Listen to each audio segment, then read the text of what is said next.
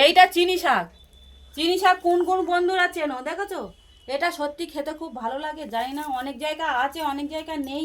যারা চিনো তারা এই শাকটাকে বলো যে কেরম করে খাওয়া হয়।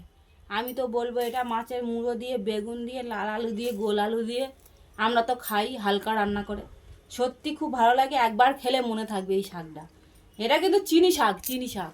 দেখছো, এই শাকটা আজকে আমি রান্না করব।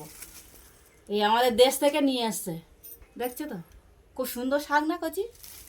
হ্যাঁ, শাকটা মুখে বলতে গেলে মনে সাউন্ডটা উঠে যায়, ওই জন্য। যাই করে হোক গে, শাকটা দারুণ শাক। কে কে জানো বন্ধুরা কমেন্ট করে জানাবে কিন্তু, যে এই শাকটা কে কে চিনো। বুঝতে পেরেছো? দেখো, আর যদি খেতে চাও আমাদের বাড়ি চলে আসতে পারে। এই চিনি শাক, চিনি শাকের মানে ঘন্ট মতো বানাবো।